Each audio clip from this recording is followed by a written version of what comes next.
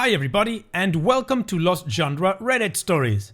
For this video, I've got a post from Relationship Advice with 2 updates and then 1 post from Pro Revenge. So if you want to get started with the stories, then just use the timestamps below the video. Now I would like to thank all of you that support me and my content. Thanks so much to those of you who are YouTube members, Twitch subscribers, or that donate during the live streams. And if this is the first time watching one of my videos and you like it, then consider subscribing to the channel and joining us on Discord. Now let's get started with today's stories.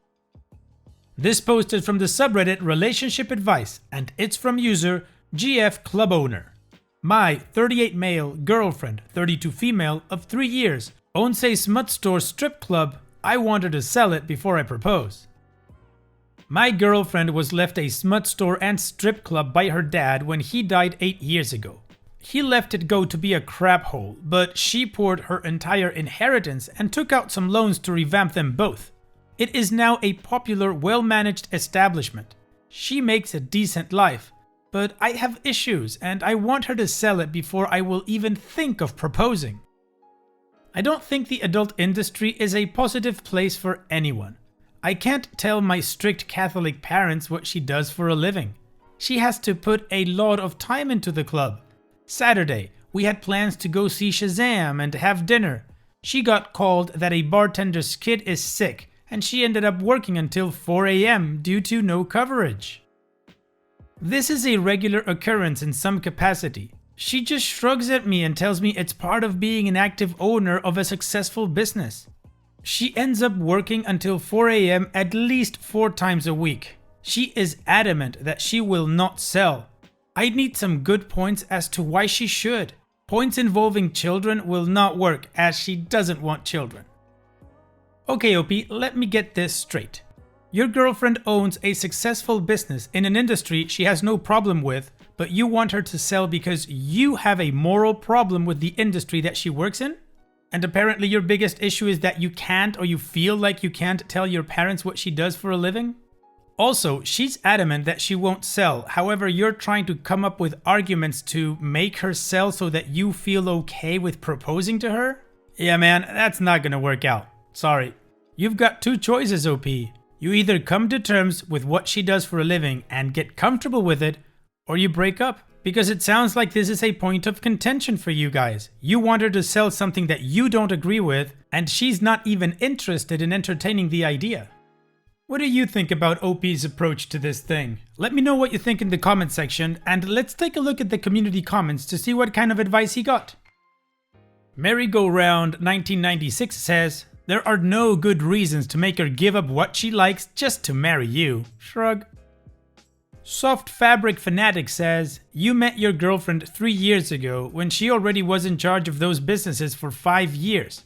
I do not understand why you didn't see those problems way before, and even crazier is that you want her to sell the businesses because otherwise your parents will be shocked. The business is in honor of her dad who died. She poured her heart and soul in this business. She did a pretty effing good job of reviving the places and is a bad bitch working more than 4 times a week until deep into the night to keep it booming. The real reason you want her to sell it is because your parents are sensitive. I do not understand why you two are together if it clashes so much. Please tell your girlfriend she is a very powerful woman and hopefully she continues what she is doing and bless her businesses for eternity." Deleted says, "She should get rid of you instead of getting rid of her businesses. You have no right to tell her to stop being in business. How will she support herself? It's a legal business, so keep your moral judgments to yourself. If you don't like it, then you can leave." Well, it seems like OP did not get what he was looking for, and we'll see that in the update that is coming up right now. I decided to tell her that the sexual side of the store and club bothered me, and that I wanted her to sell it before I would propose. I made breakfast before she left to go over the store for the day. She dumped me on the spot. She said she enjoys her work, loves the adult industry, and has no plans on selling ever. She said she has worked too hard and too long for that sort of BS.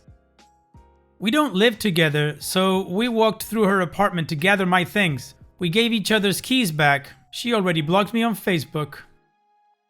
If only anyone could have seen this coming. I guess the whole community did, didn't they, OP? Man, you're an idiot. But anyways, this story doesn't end here. We still have one more update from OP. So let's see if he was able to change his fate.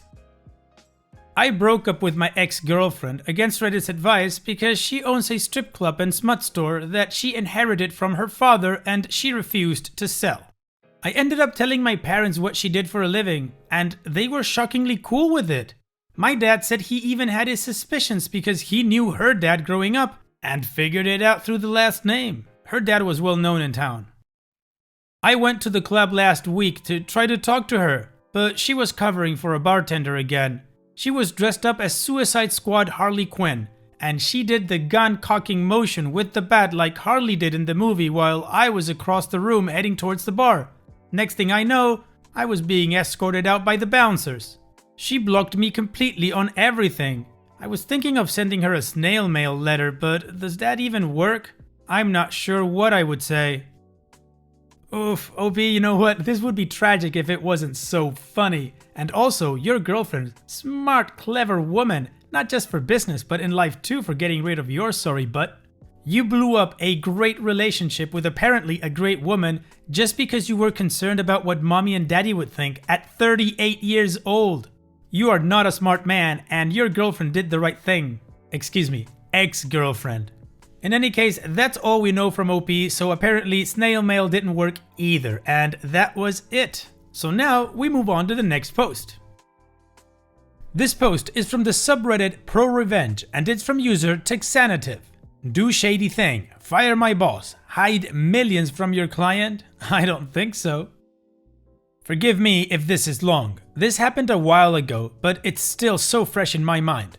I left college with a business degree in one hand and no job in the other. And like so many colleges, the promises of alumni willing to give jobs to graduates could not have been further from the truth. So I had to seek out my start from the bottom.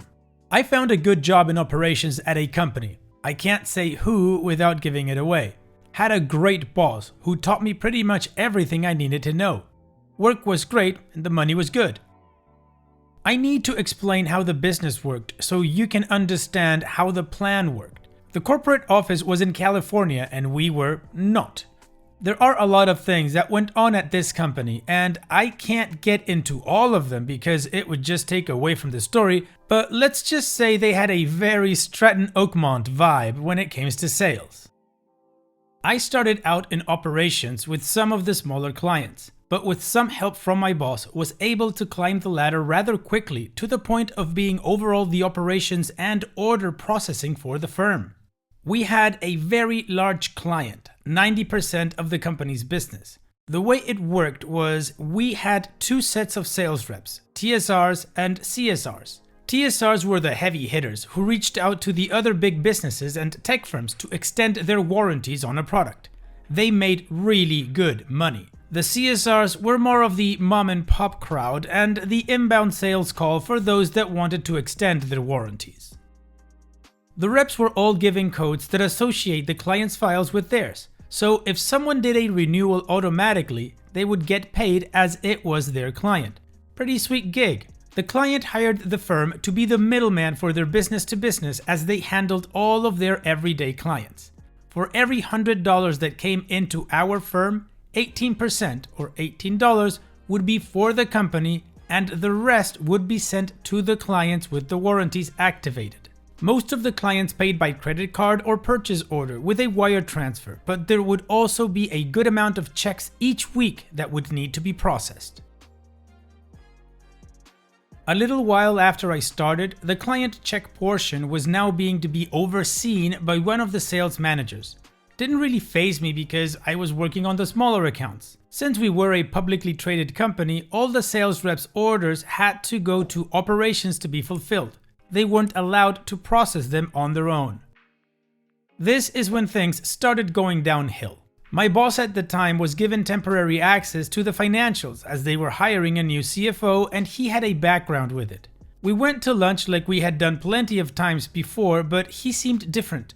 When I asked him if something was wrong, he told me that something looked off with our biggest client for one of the accounts. He wanted to make sure before he said anything to the higher-ups. While this was going on, I had been offered the chance to be our new compliance officer, which means I would need to make sure everything was on the up and up.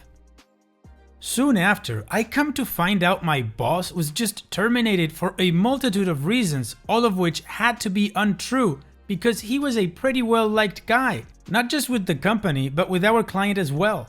As I log into my terminal, I see that before he left, he had given me admin access to his files. Here's where things started to pop off. Remember those checks that clients were sending in to renew their warranties? Well, we were cashing them, all right. Apparently, we just weren't adding those renewals to their products in the system. That would have triggered a payout to our client who, as you remember, would be getting 82% of that money. Instead, they were cashing the checks, keeping the money, and using the interest in the accounts. Yes, in the mid-2000s, banks actually paid interest to cover losses in their collections department. It was wild to see that this was happening and something had to be done, so I hatched a plan. First things first, secure a new job because it won't be a fun place to work after this. Done. My previous boss knew of other companies that would scoop me up. Put in my notice and stated in my exit interview that I just couldn't be a part of what was happening even though HR was in on this. I wanted it on record. Next, get approval for overtime for all the operations crew to come in on a Saturday and double pay them. They arrive early Saturday, obviously not too thrilled as to why they are there. But when I explained that if they complete the task, not only will they get their overtime, but they get nice bonuses, they were much happier. They spent the entire day applying all of those checks dated back years to the client accounts. We are taking millions of dollars. When all the sales rep arrive on Monday, they were shocked as hell. Not only did they meet their weekly goals before picking up the phones, but they also made their monthly and quarterly goals too, 2 weeks into the new quarter. Cheers, partying, yelling, screaming, celebrating, except sales management. They went from being really excited to skeptical to confused to oh crap in about 2 hours. They realized where it must have come from because not only did the company hit all these sales since it had been over a day, the client came into work Monday to see a very nice payday in their system as well. And like anyone would have questioned, and says they are coming out to congratulate the team on such great numbers. So management starts scrambling because they can't figure out how this happened, and all under my boss's old login. On my last day, I arrive and I'm in the lobby. I got my box for the last of my things, etc.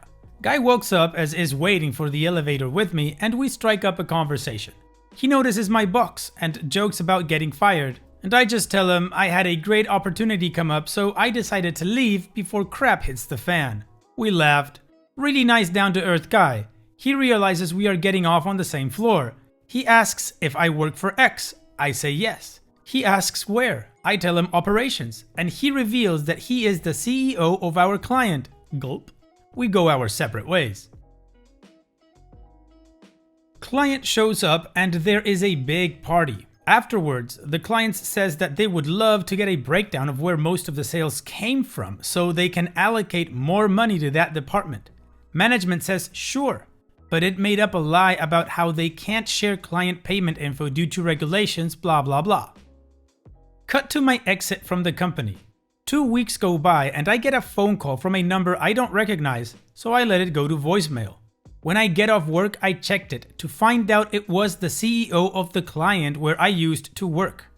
He has had something come up and would like to talk to me. Of course, I'm nervous as hell, but I call him back and he picks up on the first ring and we get to chat for a bit and he finally just asks me, "Why did you leave?" I tell him I had a great opportunity come up. He doesn't buy it and says that apparently my comment about crap hitting the fan really stuck with him and he thinks something more is going on. So after a little more prodding for him, I tell him, just look at collections and that's all I can say. He thanks me and I hang up. 2 days later, he pulled the plug on the account. Apparently, my old company tried to threaten him with a lawsuit for pulling the account 3 years early. He replied, "That's fine, because then I show the courts that I have the evidence that you committed fraud." Corporate came in and cleaned the house. All of the management was fired within the day. 1 month later, my friends and I had a very memorable trip in Vegas, all courtesy of our old client. Epilogue. Best part, I guess this should have been part of the story. My old boss was an adopted kid, treated his adopted parents great, while their real kids didn't, and when they passed, they left him all their money. All of it. This was about 2008. He was in a weird place because he loved his parents and was really close to them. He went to his church to pray for his parents and for what to do with the new landfall of money. He loved working but didn't need to anymore. He left the church and went to a bar because, who doesn't? He sits next to a guy who, and this is almost out of a movie, is a developer and has run out of money to finish his development because it's 2008 and no one is loaning money. They get to talking and he thinks, maybe this is a sign. I'll speed this up because I've got to run to work, but he invests in the guy's development by buying all the houses, dirt cheap at the time, and now lives off the residual income from all them being rentals. Life sucks because so many people do crappy things and get away with it. That's why it's great when good things happen to good people. Wow, OP, this is some story. You uncovered a whole management fraud plot, taking in money, and then you just cleaned it up and blew them out of the water. Good for you, man. Awesome. And also pretty cool of your boss to email you the credentials because he knew you would do the right thing. That is great. And like you say, there are so many crappy people in this world that it's great to know when something good happens to good people. And it's that time that we've reached the end of the video. I hope you enjoyed today's stories. I certainly did reading them to you. So if you did, then go ahead and give the video a like, and don't forget to subscribe to the channel and become a member of our Discord community that just keeps growing and it is fantastic. And like I said in the beginning of the video, all of the relevant links are in the video description below, so be sure to check them out.